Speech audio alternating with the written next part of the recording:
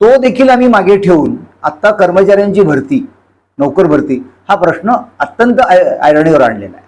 त्याची दोन कारणं. एक बाहेरचं कारण असं आहे की तुम्हा लोकांना सगळ्यांना माहिती आहे की भारतातल्या बेरोजगारीचा दर हा 10.40, याच्यात कोणाचा विवाद नाही आहे. म्हणजे एकीकडे जॉबलेस ग्रोथ आपल्याकडे होतीये, या इकडे जॉबलेस ग्रोथ होतीये आणि त्याचं एक रिफ्लेक्शन बँकामध्ये काम करणाऱ्या लोकांवर देखील होतोय. आपण विविध बँकेत जातो, त्या ठिकाणी अभावानं दिसणारं चित्र असं की कोणत्याही बँकेमध्ये अटेंड करायला काउंटरच्या बाहेर आतल्या बघितलं जातं की आता यांत्रिकीकरण खूप मोठ्या प्रमाणात झालेलं आहे. टेक्निकल ट्रान्सफॉर्मेशन झालेलं आहे, डिजिटलायझेशन झालेलं आहे. आता बहुसंख्य व्यवहार आता हे ऑनलाईन पद्धतीने होतात असं सांगितलं जातं. तरी देखील बँकातली गर्दी कायम आहे. एक वस्तू ती डिजिटल प्लॅटफॉर्म आहे, अक्षरशः 5 आणि 10 रुपयाची वस्तू घेताना आपण जीपे करतो, पण फॅक्ट रिमेन्स की त्यामध्ये फेल्युअरचं प्रमाण प्रचंड मोठ्या प्रमाणात आहे, त्यात फ्रॉडचं प्रमाण प्रचंड प्रमाणात आहे आणि अजूनही 60 ते 65% ही आरबीआयची आकडेवारी की त्याप्रमाणे 60 ते 65% लोकांना हा प्लॅटफॉर्म अजून कम्फर्टेबल वाटत नाही भारतातल्या. कारण आत्ता बँकात वाढलेली जी गर्दी आहे तो सगळा लो क्लास स्ट्राटा आहे की जे जनधनाच्या निमित्ताने बँकेशी जोडले गेले, जे विविध योजना PMJY पेन्शन योजना, अटल पेन्शन योजना, ह्या सगळ्या विमा योजना, ह्या सगळ्या कारणानं जे लोक बँकेशी जोडले गेलेले आहेत त्यांच्यासाठी डिजिटलायझेशन हा पर्याय तेवढा सुविधाजनक नाही. त्यामुळे ते बँकेत येतात, ती चौकशी करायला येतात, व्यवहार करायला येतात आणि त्यांना सर्व करायला आतल्या बाजूला माणूस नाहीये. मग बँकांचं व्यवस्थापन भरत का नाही आहे की जेवढी निवृत्ती, रिटायरमेंट, डेथ यामुळे रिक्त झालेल्या ज्या जागा आहेत त्या काय भरल्या जाणार नाहीत, हा एक मुळातला प्रश्न आहे. दुसरा प्रश्न असा आहे की अगदी 10 वर्षाची आकडेवारी जरी घेतली जी आम्ही आता तुम्हाला दिली आहे, 138 म्हणजे 150% जवळपास व्यवसायामध्ये वाढ झालेली आहे. इतका क्वांटिफाय झालेला आहे. तेच मोठमोठ्या सभांमध्ये सांगितलं जातं की 24 कोटी खाती उघडलेली आहेत, 24 crores जनधनची खाती, त्या खात्यानं सर्व करावं लागतं. त्यामुळे सगळा हा व्यवहार वाढलेला असताना कर्मचारी मात्र ड्रास्टिकली कमी होतोय. त्याचा परिणाम बँकेच्या सेवेवर होतोय, ग्राहक सेवेवर होतोय, बँकेच्या व्यवसायावर होतोय, ग्राहकांच्या सुरक्षिततेवर होतोय आणि कर्मचाऱ्यावर तर अपरिमित त्याची गोष्ट घडतीये. विविध ठिकाणी आम्ही बघतोय दरमहा काही आकडेवारी आम्ही आता ऐकतोय. अनेक लोकांनी आउट ऑफ फ्रस्ट्रेशन आत्महत्या करण्याचा मार्ग निवडलेला आहे. मानसिक आणि शारीरिक रुग्णांची संख्या वाढलेली आहे. बँकेत काम करणं याला एक विशिष्ट महत्व आहे की जिथे पैशाचा खेळ चालतो त्या ठिकाणी कॉन्सन्ट्रेशन, मेंटल आणि फिजिकल हेल्थ ही चांगली असायला पाहिजे. त्या ठिकाणी जर हा डिस्टर्ब अवस्थेतला कर्मचारी काम करणार असेल तर तो योग्य सेवा देऊ शकत नाही, त्याचं आयुष्य तो सावरू शकत नाही. आणि याकरता केंद्र सरकारने किंवा व्यवस्थापनाने आता ती भरती करायला पाहिजे, ही आमची मागणी आहे. बँक आता व्यवस्थापन आणि काय करताय, जे इतर बँकात त्यांनी केलेलं आहे, इतर उद्योगात केलंय त्याच पद्धतीने त्यांनी आता बँकांमधले सगळे व्यवहार, बहुसंख्य व्यवहार हे आउटसोर्स करायचा निर्णय घेतलेला आहे. तुम्ही पाहत असाल अनेक गोष्टी, एटीएम हा आउटसोर्सचा एक प्रकार आहे. ती सुविधा जरी असली तरी तो बाहेर एजन्सीला दिलेला आहे. त्याप्रमाणे रिकव्हरी असेल, कर्ज खाती मिळवणी असेल, डिपॉझिटची खाती ती उघडणी असेल, कॅशची ने-आण करणे असेल आणि क्लिअरिंग असेल, म्हणजे सगळी जी प्रमुख कामं आहेत ती आता आउटसोर्स या पद्धतीने बाहेर दिली जात आहेत. कंत्राटी कामगार त्या ठिकाणी नेमला जातोय. शिपाई आणि सफाई कर्मचारी ही पद्धतीने बंदच करून टाकली. जी कायद्याने अस्तित्वात आहेत ही त्यांनी अघोषित पद्धतीने बंद केलेली आहे. क्लार्कच्या बाबतीत ते असं म्हणतात की या पुढचं बँकिंग हे ऑफिसर ओरिएंटेड बँकिंग आहे, तिथं क्लार्कला रोल नाही आहे.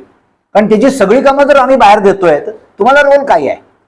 मग ज्या देशामध्ये बेरोजगारी या प्रमाणात आहे की त्यांना एक सगळ्यात हक्काचं ठिकाण होतं नोकरीचं, त्या बेरोजगाराच्या संख्येचं करायचं काय, हा एक मुळातला प्रश्न आहे.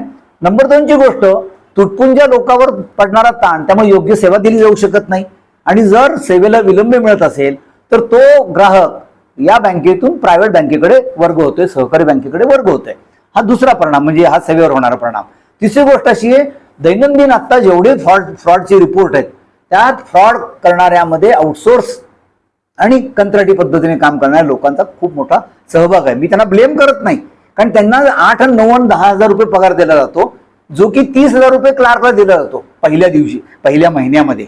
त्याऐवजी 9,000 मध्ये क्लार्क ते डिप्लॉय करतायत अप्रेंटिसच्या नावाखाली. शिपायाचं काम देखील 50 रुपये रोज देऊन झाडकाम केलं जातं. त्याचा भविष्य निर्वाह निधी नाही, त्याच्या फायनान्शियल कन्सिक्वेन्सेस जे असतात ते कोणतीही जबाबदारी सरकार आता घ्यायला तयार नाही. जे त्यांनी केंद्र सरकारच्या बाबतीत केलं, जे राज्य सरकारच्या बाबतीत केलं, जे BSNL, MSCB सगळ्या उद्योगाच्या बाबतीत ते करतायत, रेल्वेच्या बाबतीत करतायत, ते आत्ता बँकांमध्ये करतायत. इतर उद्योगात करणं आणि बँकेत करणं ह्या मूलभूत फरक असा आहे की इथं पैशाचा खेळ आहे. इथे आलेला पैसा हा जनतेचा, सामान्य लोकांचा पैसा आहे. तो नीटपणे हाताळला पाहिजे, त्याचं योग्यपणे डिप्लॉय केलं पाहिजे. सरकारने आत्ताचं उद्दिष्ट असं ठेवलेलं आहे की बँका आत्ता प्रॉफिटमध्ये, एक फार मोठी चर्चा आता सध्या चालू आहे. फायनान्स मिनिस्टर सांगतात की गेल्या 10 वर्षात हायएस्ट प्रॉफिट यावर्षी झालेला आहे. मार्च 2023ला 1,08,000 कोटी एवढा मोठा डिव्हिडंड केंद्र सरकारला मिळालेला आहे, हे असं म्हणतायत. मग एक दिशाभूल अशी होती की अरे एवढं सगळं चांगलं चाललंय तर बिघडलं कुठं? तर बँक जी प्रॉफिट कमवती आता, बँकेने ऍक्च्युअली, पब्लिक सेक्टर बँकेनी सोशल प्रॉफिट मिळवायला पाहिजे, सामाजिक नफा मिळवणं हे त्यांचं उद्दिष्ट असायला पाहिजे.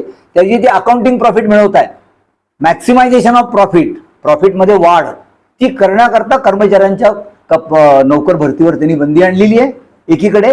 दुसरीकडे ग्राहकांच्या विविध सेवावर आकार दर 6 महिन्याला 8 महिन्याला तो वाढत चाललेला आहे. तो कशासाठी वाढतोय?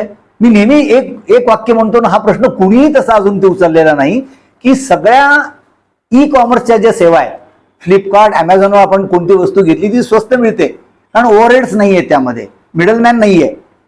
तिथे गेल्या तर तुम्हाला ती गोष्ट स्वस्त मिळते. एकमेव अपवाद बँकांचं एटीएम आहे. एटीएम मध्ये जर तुम्ही गेलात तर 24 रुपयामध्ये ट्रान्झॅक्शन होतं कॉस्ट. बँकेत आलात तर ती कॉस्ट 48 ते 50 रुपयापर्यंत जाते एका ट्रान्झॅक्शनची. म्हणजे जर तुम्ही एटीएम मध्ये गेलात तर बँकेला फायदा आहे. मग बँक तो फायदा ग्राहकांना का देणार नाही? उलट तुम्हाला ते चार्जेस लावले जातात, एटीएम मधून काढण्याचे चार्जेस लावले जातात. SMS जो तुम्हाला इंटिमेशन दिलं जातं, सगळ्या ठिकाणचे SMS फ्री आहेत, फक्त बँकांच्या SMS ला चार्जेस लागले जातात. हे कशासाठी करताय? कारण मोठमोठ्या कॉर्पोरेट्सना आता जी कर्ज दिली गेलेली आहेत, ती कर्जाची जी माफी आता आकडेवारी इंडियन एक्सप्रेसने जे RTI खाली दिलेली आहे, 10,53,000 कोटी हे टोटल राईट ऑफ केलेले. राईट ऑफ म्हणजे बॅलन्स शीट मधून काढून टाकणे आहे. मग ते जेटली सांगायचे, आता त्या निर्मला सीतारामन सांगतात की राईट ऑफ म्हणजे माफ नव्हे, पण त्याच्या रिकव्हरीचं प्रमाण 16 ते 17% आहे. गेल्या 8-10 वर्षातलं जर प्रमाण पाहिलं, 17% जास्त रिकव्हरी होत नाही. NCLT नावाचं जे त्यांनी एक नवीन मार्ग काढलाय, बँक्रप्सी कोड, त्या माध्यमातून सेटलमेंटचा मी एक प्रयोग केलेला आहे. म्हणजे आता जे कर्ज आहे बँकेची बॅलन्स शीट, मी थोडं विस्ताराने सांगतो तुम्हाला कळावं म्हणून, की जे थकीत कर्ज आहे ते मी अकाउंट मधून काढून टाकलं बॅलन्स शीट मधून, तर माझं बॅलन्स शीट स्वच्छ होतं. मग ते पैसे जातात कुठे? तर या पद्धतीने 60, 70, 80, 90% सूट देऊन ते हजारो कोटी रुपयाची कर्ज ही माफ केली जात आहेत. त्याचा ताण नफ्यावर येतो. तो नफा जर वाढवायचा असेल, मेकअप करायचा असेल, तर ही सेवा शुल्क घ्या, नोकर भरती होणारा पैसा म्हणजे 30,000च्या ऐवजी 9,000 मध्ये माणूस घ्या. अशा पद्धतीनं तो प्रॉफिट मेकअप केला जातोय. आणि मला वाटतं पब्लिक सेक्टर बँकांचं व्हेरी पर्पज या ठिकाणी डिफीट होत आहे. बेरोजगाराचा प्रश्न हा तर आपण स्वतंत्रपणे ठेवूया, पण आता बँका इतक्या चांगल्या पद्धतीने चालत असताना ऑपरेटिव्ह प्रॉफिटचा एक मी आकडा दिलाय. ऑपरेटिव्ह प्रॉफिट म्हणजे व्यवहार केल्यानंतर जो प्रॉफिट येतो तो प्रॉफिट तुम्ही पहा. कार्यगत नफा 2019ला 1,53,655 कोटी आहे आणि निव्वळ नफा किती आहे? निव्वळ तोटा येतो 81,724 कोटी. म्हणजे तेवढ्या तरतुदी कराव्या लागल्या. तरतुदी ह्या थकीत कर्जाच्यासाठी कराव्या लागतात. सरकारचं टोटल बिझनेस मॉडेल बदललेलं आहे, ज्याला ब्रिक्स अँड मोर्टर बँकिंग म्हणतात. म्हणजे एखाद्या ठिकाणी ब्रँच आहे, जागा आहे, प्रिमायसेस, त्या ठिकाणी लोकांनी यावं, व्यवहार करावे आणि जावं. त्याऐवजी ते आता त्या बँका बंद करतात, ब्रांचेस. 3,500 पेक्षा जास्त ब्रांचेस त्यांनी गेल्या ह्याच्यामध्ये बंद केलेल्या आहेत. 20 बँकांच्या 12 बँका केल्या, मर्ज केल्या. काय उद्दिष्ट होतं त्यामध्ये? काय कारण होतं? तर कॉर्पोरेट्सना प्रत्येक बँकेला जास्तीत जास्त किती कर्ज देत आहे त्याची एक मर्यादा आहे. ती बँक जर आकाराने मोठी झाली, त्याचं बॅलन्स शीट जर मोठं झालं, तर ती मर्यादा वाढवण्यात येते. म्हणजे 5,000 कोटी मी देऊ शकत असेल तर मी 10,000 कोटी देऊ शकेन. आता एका उद्योगपतीला 10 बँका जाऊन 40,000 कोटी घ्यावे लागतात, त्याऐवजी एकच बँक 40,000 कोटी देईल. म्हणजे त्यांना फॅसिलिटेट करण्याकरता बँकांचं मर्जर केलं. म्हणजे सरकारची सगळी धोरणं ही राष्ट्रीय उद्दिष्टांच्या विरोधात आहेत. नोकर भरती हे त्याचा एक अत्यंत महत्वाचा भाग आहे. मला असं वाटतं की ज्या 60-70% ब्रांचेस ह्या खेडे विभागामध्ये काम करतात, की ज्या ठिकाणी लोकांशी संवाद करून त्यांना बँकेच्या सेवा सांगायला पाहिजेत. आजही नवीन माणूस जर बँकेत आला, कोणता फॉर्म भरायचा, कसा भरायचा, काहीतरी. त्यामुळे दिसणारं चित्र कसं आहे, जे तुटपुंजे कर्मचारी आहेत ते नीटपणे सेवा देत नाहीत. त्यांचं बोलणंही आक्षेपार्ह वाटू शकतं आहे, कारण ती चिडचिड आहे. तो आक्षेपाचा मुद्दा आहे. मी ते डिफेंड करणार नाही.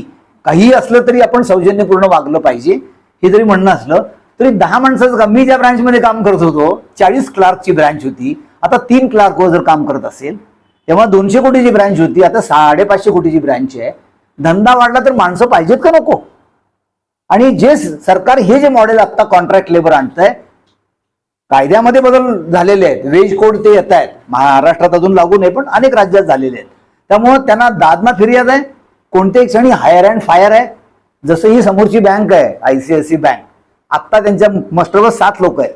सकाळी 9:30ला आलात तर 30 ते 35 लोक दिसतील तुम्हाला, ते सगळे आउटसोर्स आहेत.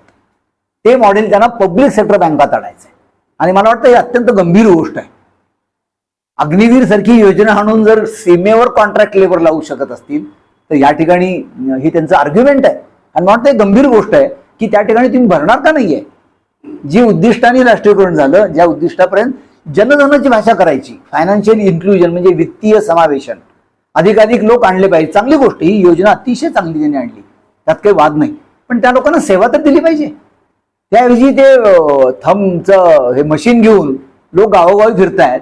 त्यांनी पैसे किती काढले, किती ठेवले, त्याला काहीही कळत नाही. आणि त्या फ्रॉडची संख्या आणि आकडेवारी ही भयावह पद्धतीने वाढतीये. मग याला अटकाव घालायचा असेल तर त्याला एकमेव उत्तर आहे की बँकामध्ये नोकर भरती असली पाहिजे. माझ्या बायपार्टाईट प्रमाणे माझ्या सेवेची वेळ ठरलेली आहे, 10 ते 5 मी काम करायचं आहे, 5 नंतर मी घरी जायचंय. तर मी 10 ते 5 पर्यंत मी काम माझं पूर्ण होऊच शकत नाही, कारण 10 लोकांचं काम 3 लोक करतायत.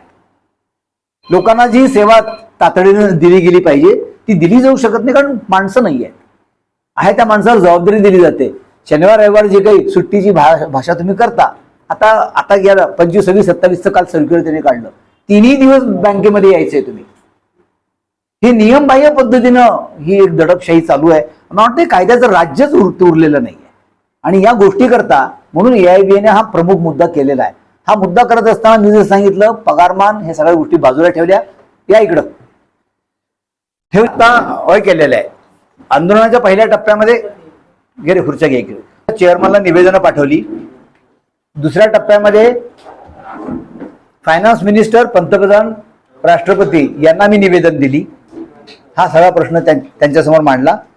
आंदोलनाच्या तिसऱ्या टप्प्यामध्ये आम्ही ठिकठिकाणी निदर्शनं, कॅन्डल मार्च या पद्धतीनं जनजागृती करण्याचा प्रयत्न केला, ज्या अंतर्गत आम्ही काल इथे कॅन्डल मार्च काढला होता, लोकांचं लक्ष वेधून किमान प्रश्न काय हे कळावा म्हणून.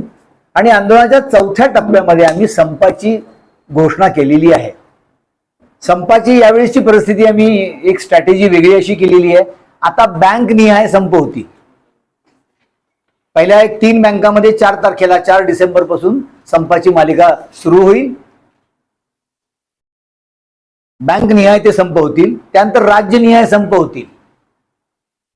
म्हणजे 5 झोन केलेले आहेत, north, east, west, middle, central या पद्धतीने त्या ठिकाणी ते होतील. आणि सगळ्या शेवटी 19 आणि 20 जानेवारीला ऑल इंडियाचे सर्व कर्मचारी, सर्व राज्यातले, सर्व बँकेतले एकत्रितपणे 19 आणि 20 जानेवारीला संप करतील. एकूण 13 संप हे घोषित केलेले आहेत. तर असं का केलं? एखाद्या राज्यातला संप झाला तर त्याचं क्लिअरिंग ठप्प होतं. त्याचा परिणाम इतर बँकाच्या इतर राज्यातल्या शाखांवर देखील होतो.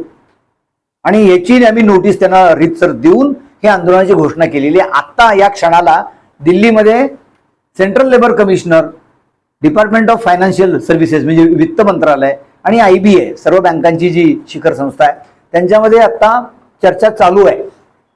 मागणी ही प्रिसाईज आहे. दुर्दैवाचा भाग आहे, एक आपल्याकडे ऑफिशियल डॉक्युमेंट आहे. भागवत कराड अर्थ राज्यमंत्री यांनी ह्याच्यामध्ये स्टेटमेंट देऊन टाकलं राज्यसभेमध्ये 8 ऑगस्टला. त्यांना हा प्रश्न विचारला अनेक खासदारांनी की बँकांमधल्या जागा तुम्ही का भरत नाही. त्यांनी सांगितलं 98 म्हणजे 2 लाख वॅकन्सी आहेत आता आज घडीला. किमान 2 लाख जागा भरल्या गेल्या पाहिजेत. त्यांनी आता 7,468 जागा भरतायत.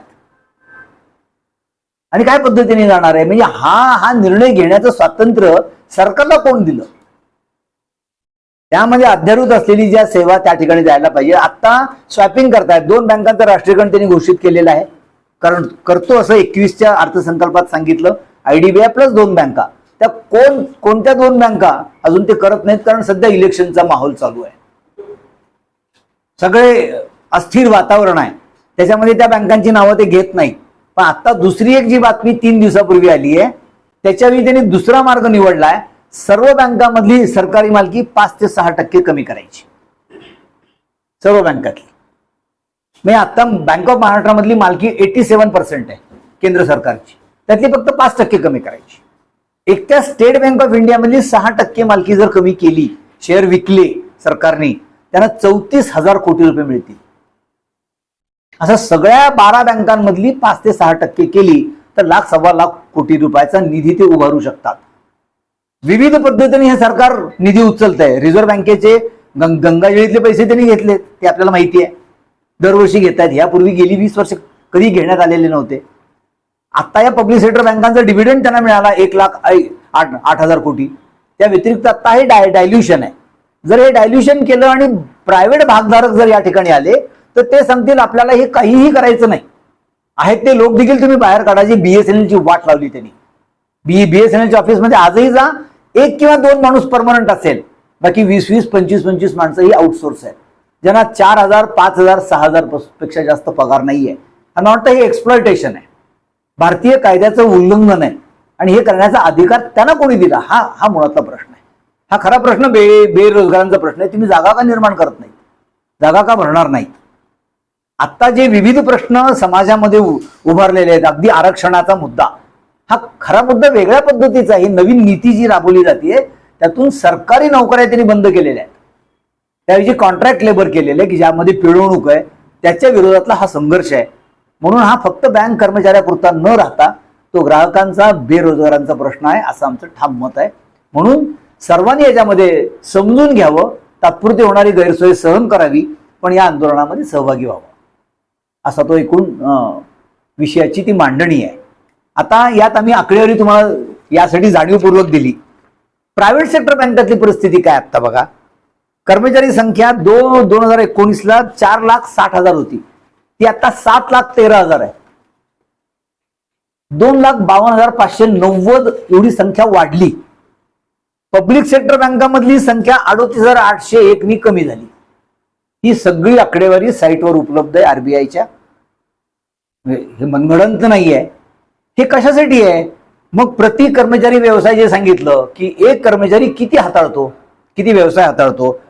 19ला पब्लिक सेक्टर बँकेतले 17.89 कोटीचा व्यवहार एक कर्मचारी हाताळायचा, तो आज मितीला 25,97,00,000 म्हणजे 26 कोटीचा हाताळतो. प्रायव्हेट सेक्टरमध्ये काय आहे, 14,60चं 15,77 आहे. कितीतरी अधिक पट त्यांची कार्य उत्पादकता आहे. त्यांच्या सेवेमध्ये उणीवा आहेत, त्यांचं भाषा आणि वर्तन हे सगळ्या बाजूला आपण क्षणभर बाजूला ठेवूया. पण फॅक्ट रिमेन्स, एकाच माणसाला म्हणजे जसं STच्या ड्रायव्हरला जर 3 फेऱ्या दिवसातल्या त्यांनी जर मारायला लावल्या तर त्याच्या कार्यक्षमतेवर परिणाम होणार आहे. He can't discharge his duties properly. सुरक्षेचा प्रश्न आहे, कुठेतरी धडक मारेल तो, तेच घडतंय आता. म्हणून आमची विनंती आहे की जर तुम्ही सगळ्या गोष्टी बँकेमध्ये आणणार असाल, लाल्या रोगाला बँकेमध्ये, विमा बँकेमध्ये, पेन्शन बँकेमध्ये, शिष्यवृत्ती बँकेमध्ये, डिमॉनिटायझेशन बँकेमध्ये, ते करायला माणसं कुठे आहेत? त्यामुळे दुभती गाय जी आहे पब्लिक सेक्टर बँक सरकारच्या दृष्टीने, ती किमान त्यांनी नीट चालवावी ही आमची अपेक्षा आहे. म्हणून आमचं असं म्हणणं आहे, पगार वाढ मिळाली नाही तरी चालेल, आहे त्या पगारात समाधान मानू आम्ही, पण माणसं भरा तुम्ही. असा तो एक साधारण पगारवाढ करू नका प्रस्ताव दिलाय का? असं होऊ शकत नाही. मला एक सांगा तुम्ही की जर मी 2.5 लाख कोटी, वारंवार काय सांगतो तुम्हाला, हो, मी दुर्दैव असं आहे की आम्ही सांगण्यात कमी पडलो आणि ते तुमच्यापर्यंत आलं नाही. 18% शेतीला कर्ज पुरवठा दिला पाहिजे, हा नियम आहे, सरकारी नियम आहे. त्यांनी त्यात बारीक बदल काय केला की त्यात साखर उद्योग शेतीमध्ये आणला. सोयाबीनचा प्लांट जो आहे, टिनम ऑइलचा किंवा काय त्या ह्याचे दालमिल आहेत, त्या सगळ्या त्यात आणले. मग मी काय करतो बँकर म्हणून, 100 शेतकऱ्याला कर्ज देण्याऐवजी एका उद्योगाला मी 1,000 कोटी देतो, माझं उद्दिष्ट पूर्ण झालं की मग त्याच्या विरोधात मी संप करतो. त्याला म्हणतात डायरेक्टेड क्रेडिट. म्हणजे आमचा इतिहास या अर्थाने चांगला आणि सुदैवाने भारतातला सगळा प्रमुख मीडिया आणि सगळ्या लोकांपर्यंत हे पोचलेलं आहे की आमचे पगारवाढीचे संपच नाही आहेत तसे त्या अर्थाने. कारण 5 वर्षाला एकदा करार असतो. आत्ता मी सांगतो 98% व्हिडिओकॉनला तुम्ही माफ का करता? 13,000 कोटीतले 98%. जस्ट इमॅजिन, तेवढे पैसे तुम्ही एका फटक्यात मान्य करता. 1.2% काय तुम्हाला हे मिळत असेल, त्यातलं 1,000 कोटी द्यायचे आणि त्यातले फक्त 200 कोटी रुपये घ्यायचे. हा व्यवहार कोण ठरवला? या धोरणाच्या विरोधातला संप आहे. आणि ह्या सगळ्याचं उद्दिष्ट एक आहे, प्रॉफिट वाढवायचंय. कारण प्रॉफिट तिथं चाललंय, कॉर्पोरेटला चाललंय. आणि तुमच्या लेखी जे आता तुम्ही पब्लिक प्रतिनिधी म्हणून बोलताय, बिलकुल मी या अर्थाने घेतो की लोकांचं मत जे BSNL विषयी, MSEB विषयी, ST विषयी कलुषित करण्यात आलं जाणीवपूर्वक, त्याच पद्धतीनं पब्लिक सेक्टर देखील उद्ध्वस्त करायचा त्यांचा डाव आहे. हा गेली 10-15 वर्षापासून आहे, त्यात नवीन नाही. आम्ही खंबीरपणे उभे आहात. म्हणून युनियन जर तोडायचे असतील, संख्या कमी करा, डियुनियनाइज करा. प्रसंग पडला तर 200 रुपये 200-500 रुपये जास्त घ्या, पण या मुद्द्यावर बोलू नका. आणि इतर कामगार संघटना आणि all India bank employees association मधला सेटल फरक हा आहे. 2 प्रश्न बाजूला लावायला हरकत नाही. आता जे म्हणाले तुम्ही घेणार नाही का पगार? घेणार. का नाही घेणार? जर मी 2.5 लाख कोटीचा टर्नओव्हर केलेला असेल, प्रॉफिट मिळवला असेल, तर त्यात माझा न्याय हिस्सा जो आहे तुम्हाला मिळाला पाहिजे. आतापर्यंत बँक सांगायची बँक तोट्यात आहे, आता मागू नका. अरे म्हणलं तोटा केला कोण? कार्यगत नफा ही याची जिम्मेदारी माझी आहे, ऑपरेटिव्ह प्रॉफिटची जिम्मेदारी माझी. देणं घेण्यामधून जो प्रॉफिट होतो तो माझा. नेट प्रॉफिटची जबाबदारी तुमची आहे. आणि तुम्ही कोणाची तरी संगनमत करता, कोणाच तरी डिक्टेशन करता. अनेक तुमच्या आसपास देखील मोठमोठे बडे धेंड आहेत, तुम्हाला माहिती आहेत, मी नाव घेत नाही कोणाचंच. लातूरच्या परिसरात आहेत. 60 कोटीचे अकाउंट जर 19 कोटीमध्ये सेटल करत असाल, उरलेले पैसे कुणाचे आहेत? मग ती गोष्ट शेतकऱ्यांना 0% व्याज का देत नाही तुम्ही, कर्ज का देत नाही, हे आमचं म्हणणं आहे. ते देऊ शकतो आम्ही, 0% व्याज देऊ शकतो कर्ज आम्ही, ते द्यायला पाहिजे. आता शिक्षण महाग केलं आणि लोकांना सांगतात शैक्षणिक कर्ज घ्या. शैक्षणिक कर्ज 11.5% आहे, ती परवडतच नाही. येतो त्या शिक्षण घेऊन 40 लाख रुपये खर्चून तो जेव्हा बाहेर पडतो तेव्हा त्याच्याकरता नोकरीच नाही उपलब्ध. ती नोकरी निर्माण करा ही मागणी आहे. म्हणजे मागण्यांचा अर्थ राष्ट्रीय कारण आहेत. ही नीती कोणाच्या विरोधात आहे? गंमत बघा. म्हणजे मला तुम्ही नेहमीच साथ दिलेली आहे, पण मागण्यांचे संदर्भ काय आहेत बघा. आमचं म्हणणं आहे की जे जाणीवपूर्वक कर्ज बुडवतात त्यांना अटक करा, ही आमची नेहमीची घोषणा आहे. आणि गेल्या महिन्यामध्ये रिझर्व्ह बँकेने एक सर्क्युलर काढलं आणि ते इतकं धक्कादायक आहे, त्यावर प्रचंड चर्चा इंग्लिश पेपरमध्ये चालू आहे की विलफुल डिफॉल्टरला 1 टाइम सेटलमेंट मध्ये करून दुसऱ्यांदा कर्ज द्या. नाही, ते करतात ना, त्यांना सहकार कायद्यानुसार त्यांना ते हे आहे. पण त्या बँकेच्या साईटवर तुम्ही bank of Maharashtra wilful defaulter साईटला जा, बँक ऑफ महाराष्ट्र टाईप करा, तुम्हाला ते नावं दिसतील. ती जाहीर अशी होत नाही. हो, अटळ आहे. तोडगा काही नाही, कर्मचाऱ्याची भरती करायला पाहिजे. बँक ऑफ महाराष्ट्राचा एक स्टॅटिस्टिक तुम्हाला सांगतो. आता माझ्याकडे आता 235 ब्रांचेस विदाऊट क्लार्क आहेत. विदाऊट क्लार्क ऑफिसर तिथे कॅशमध्ये बसतो. आणि अजून 250 पेक्षा जास्त ब्रांचेस मला मार्च पर्यंत उघडायचे आहेत. म्हणजे जवळपास 500 ब्रांचेस माझ्याकडे मार्च 2024ला अशा असतील ज्या ठिकाणी एकही क्लार्क नसेल. तर हे मॉडेल कसं चालू शकेल भारतामध्ये? का चालावं हे? मला त्रास होतोय ही गोष्ट खरी आहे, एकदम खरी आहे. तुम्हालाही त्रास होतोय, तुम्हाला मी सेवा देऊ शकत नाही. आणि आता सिक्रेसीची गोष्ट सुप्रीम कोर्टात तुम्ही सांगता. एक आउटसोर्सचा माणूस 9,000 रुपयावाला अप्रेंटिस बसतो आणि तो मिरजकरांचं अकाउंट बघतो. ते डिफॉल्ट आहे का, पैसे आलेत का, तो बाहेर जाऊन सांगतो लोकांना. ते चालू शकतं का आता? तो भंग नाही का कायद्याचा? जर तो कर्मचाऱ्यांनी केला तर त्यावर कायदेशीर कारवाई करता येते नियमानुसार, त्याच्यावर करता येत नाही. कसं असू शकेल मला सांगा ना तुम्ही. मला सांगा, पब्लिक सेक्टर बँकांची मालकी डायल्यूट का करायची? पहिल्यांदा का करायची? मिनिमम गव्हर्नन्सची गोष्ट जी करताना, मिनिमम गव्हर्नन्स पब्लिक सेक्टर का केलं असेल, पोस्टाचं कार्ड का आलं असेल, पोस्ट खात्याचं MSME का आली असेल, ते सगळ्या क्षेत्रातून जर ते उद्योग सरकार बाहेर पडत असेल आणि ते एक एक आंदोलन देत असेल आणि जो इलाइट 30-35% क्लास आहे की त्याला वंदे भारत मध्ये जायला खूप छान वाटतं. तर माझा एक प्रश्न आहे त्यांना जोडून.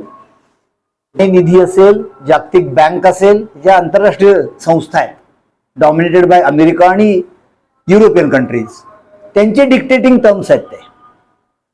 त्यांच्या टर्म्सवर इथं एक्स बसला का वाय बसला, तो देशप्रेमी आहे का देशद्रोही आहे असं मी म्हणणार नाही, तसं म्हणूही नाही, पण त्यांची कंपल्शन्स ती आहे. 2008ला जगभरातलं बँकिंग कोसळलं, भारतातलं का टिकलं? मग रंगराजन सांगतो, गव्हर्नर मनमोहन सिंग त्यावेळेस सांगतात, सोनिया गांधी सांगतात की केवळ ही बँक राष्ट्रीयकृत होत्या म्हणून वाचल्या, फक्त भारतातल्या वाचल्या. ऑफिशियल स्टेटमेंट आहेत त्यांची. मग त्या वाचलेल्या एवढ्या सिक्युअर्ड बँका आहेत त्या आता खासगी का करतायत तुम्ही? आमचे तेच म्हणणं आहे नेमकं. मग रोजगार तुम्ही निर्माण करू शकता, लोकांना चांगली सेवा देऊ शकता.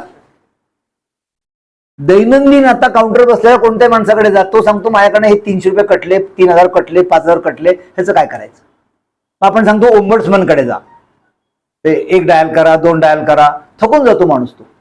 ते कोण ऍड्रेस करायचं ते आता सांगा तुम्ही. आता मला कमीत कमी खर्च करून उद्योग, जसा इथला खाजगी भांडवलदार एखादा दुकानदार 4 माणसाचे 2 माणसं ठेवतो आणि त्याच्याकडनं प्रॉफिट मॅक्झिमाइज करतो, म्हणजे त्याला पगारावर होणारा खर्च आहेत ते. सगळ्यांची आकडेवारी बघा, सगळ्यात लोएस्ट आहे आता. पण मग ते NPA गेले कुठे? एक तर वसूल व्हायला पाहिजेत, वसूल तर झालेले नाहीत. म्हणून म्हणलं 10,53,000 कोटी त्यांनी माफ करून टाकलेले आहे. हे आपल्या 13 दिवसाच्या संपामध्ये 4.5 लाख संख्या आहे महाराष्ट्रातील. नाही, पूर्ण भारतभरातली 4.5 लाख लोक, पूर्ण भारतभरातले 12 बँकातले. भविष्यामध्ये बँकांचं खाजगीकरण करण्याच्या दृष्टीने पाऊल चालत आहे सरकार. खाजगीकरण कारण प्रत्यक्ष घोषित व्हायचं फक्त राहिलेलं आहे. नाही, हे 13 दिवस जर संप होत असेल तर ही जाणीव कोण ठेवायची? माझ्याकडे, मी श्रमिक आहे, माझ्याकडे श्रम विकणे किंवा न विकणे हे 2 पर्याय आहेत. मी सांगतो मी श्रम आता विकणार नाहीये. आज मी संप करतो म्हणजे काय करतो? श्रम विकण्याला मी नकार देतो. दुसरं माझ्या हातात काहीच नाहीये. कायदा सरेआम धाब्यावर बसून त्या गोष्टी ते करतायत, असं कसं असू शकेल? म्हणजे आपल्यासारख्या एवढ्या संघटित लोकांना सुद्धा सरकारनं मत नाही. बरोबर आहे. असं नाही, त्यांनी फक्त त्यांना भरपूर कामं दिलेली आहेत, भरपूर कामं दिलेली आहेत. पारायण, त्यामुळे सगळे प्रश्न, पारायण आहेत, कुठल्या मंदिराचे दर्शन फुकट देणार आहेत, किंवा काही अनेक गोष्टी आहेत. जातीपाती, धर्म, पंथ, भाषा, विविध गटामध्ये तुम्ही विभागून राहिलात तर तुमची वाट लावणं सोपं जातं. ठीक आहे, मी सांगायची गरज नाही, तुम्ही जाणकार आहात माझ्यापेक्षा. आम्ही बँक कर्मचारी म्हणून संघटित आहोत आणि हे खरं त्यांचं दुखणं आहे. निवडणुकीच्या पार्श्वभूमीवर सरकारच्या असा एक प्रकार महात्मा गांधींनी केला होता, सविनय कायदेभंग. आता मी सविनय कायदेभंग करतोय. अन्यायी आणि अवैधानिक धोरणांना आमचा विरोध आहे. फार प्राचीन परंपरा भारताची, तर आम्ही त्याचे वारस आहोत. मागच्या 10 वर्षापासून 96ला पहिल्यांदा नरसिंह कमिटीने सांगितलं बँकांचं खासगीकरण करा. नरसिंहराव तेव्हा पंतप्रधान होते. आम्ही 1 दिवसाचा संप केला. त्यांना घोषणा करावी लागली लोकसभेत की बँकांचं खासगीकरण आम्ही करणार नाहीत. 92 ते 2022-23 30 वर्षापेक्षा जास्त काळ झाला. प्रत्यक्ष खासगीकरण नाही आहे, सेवांचं खासगीकरण चालू आहे. सरकार कुठलं असलं तरी ते सरकारमध्ये फारसा गुणात्मक फरक नाही. हे अधिक वेगाने चाललेत. ते 10 लोकांकरता करत असतील, हे 2 लोकांकरता करतात. एवढाच फक्त मूलभूत फरक आहे. जर केंद्र शासनानं 18% शेतकऱ्यांना कर्ज पुरवठा करा असं सांगितलं, हो, पण कर्मचारी काय उद्योगधंद्यांना कर्ज उद्दिष्ट तर ते दिलेले असते. आता मग तुम्हाला गाडी घ्यायची असेल, मी तुमच्या मागं ताबडतोब पळत येतो, गाडी माझ्याकडनं घ्या म्हणून. तो शेतकरी जर गाडी करता मी 5 लाख तुम्हाला द्यायला तयार आहे पटकन. स्पर्धा आहे कोणा बँकांमध्ये, सॅलरीच्या लोकांना, सॅलरी लोकांना द्या. हा, शेतकऱ्यांना दारात उभं करत नाही. मी सांगतो माझी उद्दिष्ट संपलेली आहेत, सगळं संपलेलं. ते संघटित नाहीत, मग किमान त्यांचा विषय आम्ही तरी मांडायला पाहिजे. कारण आम्हाला आम्ही सिस्टीम मधले लोक आहेत, आम्हाला माहिती आत काय चालू आहे. आमचा मुद्दा एवढाच आहे की त्या लोकांना ती सेवा दिली गेली पाहिजे. जनधन आम्ही स्वागत केलं त्याचं. डिमॉनिटायझेशन त्यांच्या शब्दावर भुलून आम्ही त्यामध्ये रात्रंदिवस काम केलं. मग ते एकदा रडले सुद्धा आमच्या नावाने. खरं बँक कर्मचाऱ्याकरता मेरा हृदय भर आया है वगैरे वगैरे सगळं झालं. पण तो कसा फ्रॉड निघाला डिमॉनिटायझेशन हे सगळ्यांनी बघितलं. त्यामुळे आता जुमलेगिरीचे कुठेतरी शेवट व्हायला पाहिजे. त्याच्यासाठीच हे चालू हा गुन्हेगारीच्या शेवटासाठी चालू चालू आहे. कारण एक घोषणा त्यांची अशी आहे, ते ओपन स्टेटमेंट आहे, रेकॉर्डवर आहे. पब्लिक सेक्टर बँका हा इंदिरा गांधींनी घेतलेला म्हणजे राष्ट्रीयकरण हा सगळ्यात मोठा दुर्दैवी निर्णय आहे, चुकीचा निर्णय. हे त्यांचं स्टेटमेंट आहे सध्याच्या पंतप्रधानांचं. त्यामुळे त्यांना हे उद्योग पब्लिक सेक्टरमध्ये राहावा असं अजिबात वाटत नाही. त्या अनेक गोष्टी जे करतायत त्यातली नोकर भरतीवर बंदी आणणे हा त्याचा दुसरा भाग आहे. आणि म्हणून त्याच्या विरोधातला हा संघर्ष आहे. त्या प्रत्येक पंतप्रधानाला त्या मागणीला ऍड्रेस करावं लागलं आणि आमचा दावा आहे की त्यांना करावंच लागेल. का नाही करणार ते? मोदी साहेब पुन्हा पुढे झुकत नाहीत कसं काय? झुकले ना, शेतकऱ्यांपुढे झुकले.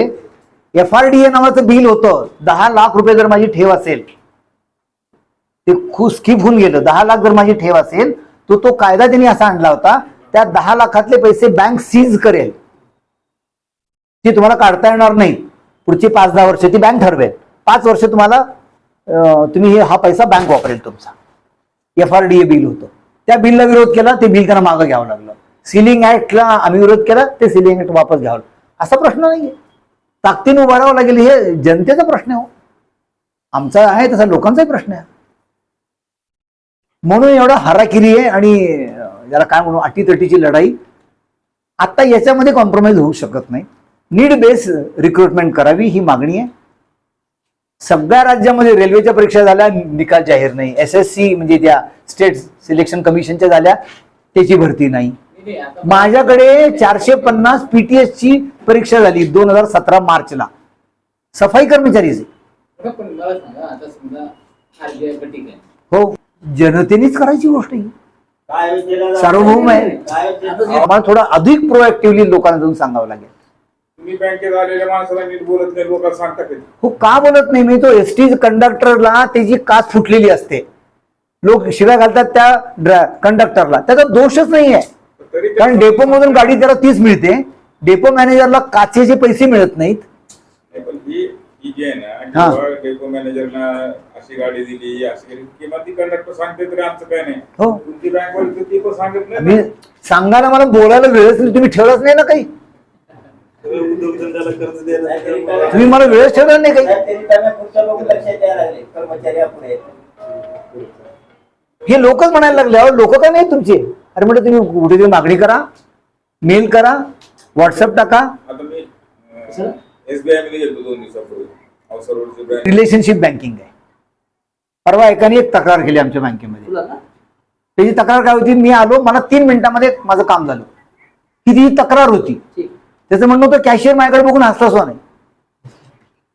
हा गमतीचा भाग नाही. बेसिकली जर मी तुम्हाला ओळख दिली, रिकॉग्नाइज केलं, या आम्ही काही न म्हणताही चेहरा बॉडी लँग्वेज जरी माझी अशी हे असेल, तुम्हाला बरं वाटतं. ते मशीनमध्ये व्यवहार करण्यापेक्षा लोक बँकेत व्यवहार करायला प्रेफरन्स देतात. हे रिलेशनशिप बँकिंग भारतातलं आहे म्हणून बँकिंगचं टिकलंय आणि त्यांना ते उद्ध्वस्त करायचं आहे. मशीनचं बँकिंग करायचं. दिस इज अ प्रिसाईज. म्हणजे आता दिवाळीमध्ये विश्व ट्रॅव्हल पासून सगळ्या ट्रॅव्हल्सनी आपापल्या पद्धतीने मनमानी पद्धतीने हे वाढवले, ते आपल्याला चालू आहे. ST ने नाही वाढवली तशी. पब्लिक सेक्टरमध्ये ती 10% ST ने पण वाढवलं. 10% सरसकट भाडेवाढ केली. रेग्युलर इथे डायनॅमिक रेट नाहीत ना. आज किती 3,000, उद्या 4,000, तिसऱ्या दिवशी 950. असं तर नाहीये ना. मग प्रायव्हेट सेक्टरचे फायदे तोटे आपण बघितलेले आहेत. लोकांना कळत नाही. मग लोकांना सांगणं हे आपलं काम आहे साहेब, करत राहणे. आणि मला असं वाटतं की सातत्यपूर्ण जर केलं, सिरियसली आम्ही कमी पडतोय तर मी पहिल्यांदा जाहीर केलं